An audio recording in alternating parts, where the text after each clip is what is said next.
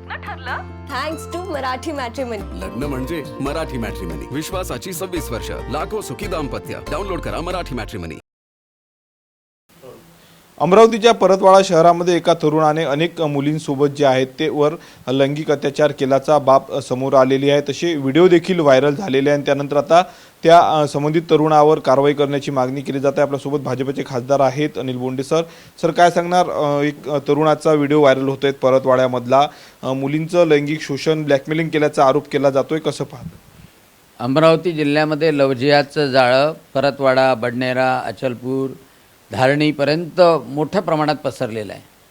आणि आता धक्कादायक बाब म्हणजे एका अय्यान नावाच्या मुलानी स्वतःचे व्हिडिओ मुलींसोबत अश्लील अवस्थेमध्ये काढून ते स्वतःच व्हायरल केलेले आहे।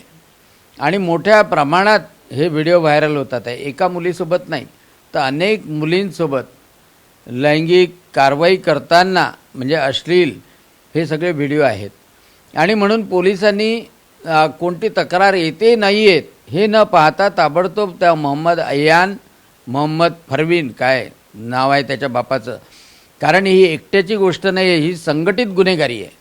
हे अनेक युवक मिळून ह्या गोष्टी करतात, त्या मुलींना फसवतात, व्हिडिओ काढतात, विकतात, त्या मुलींना ब्लॅकमेल करतात, पुन्हा धंद्याला लावतात।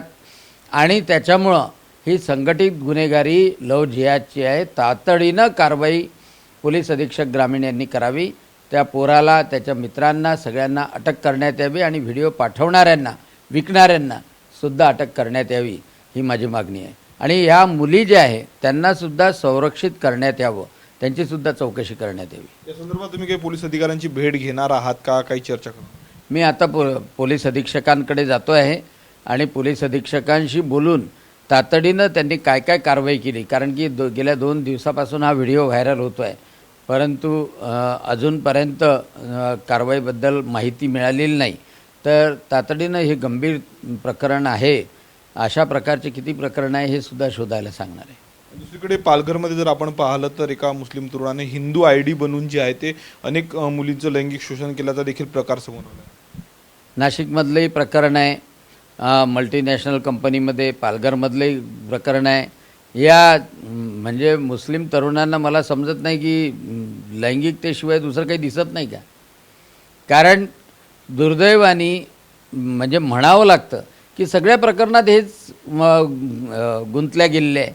आणि सर्वात महत्त्वाचं हिंदू मुलींना अडकवायचं, एक ड्रग्ज म्हणा, गोंगीची नशा म्हणा, किंवा ह्या सगळ्या गोष्टी करून त्यांची बदनामी करायची, त्यांना त्यांचं आयुष्य उद्ध्वस्त करायचं, हा सगळा प्रकार दुर्दैवाने होतो आहे।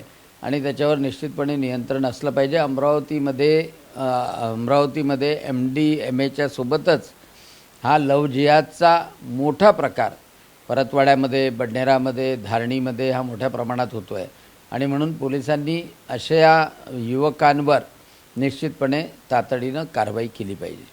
शेवटला प्रश्न, सध्या अशोक खरातचं प्रकरण गाजतंय, दुसरीकडे जो शक्तिपीठ महामार्ग होतोय त्या शक्तिपीठ महामार्गालगत मोठ्या प्रमाणावर अशोक खरातने जमीन खरेदी केल्याचा प्रकार समोर आलेला आहे। दुसरीकडे सरकारमधल्याच लोकांनी या संदर्भात त्याला माहिती दिली, त्याला माहीत होतं की महामार्ग होणार आहे, त्यामुळे त्यांनी जमीन खरेदी केली असं रोहित पवारांनी म्हटलेलं आहे।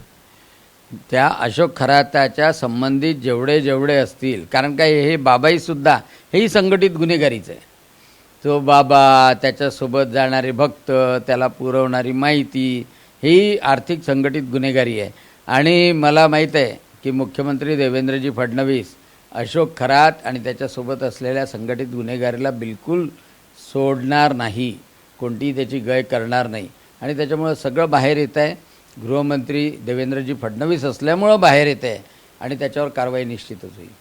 नक्कीच कारवाई केली जाणार असं जे आहे ते अनिल बोंडे यांनी सांगितलेलं आहे। कॅमेरामॅन अनिकेत दहातोंडेसह मी स्वप्नील उमाप, TV9 मराठी, अमरावती। लग्न ठरलं थँक्स टू मराठी मॅट्रिमनी। लग्न म्हणजे मराठी मॅट्रिमनी, विश्वासाची 26 वर्ष, लाखो सुखी दाम्पत्य। डाउनलोड करा मराठी मॅट्रिमनी।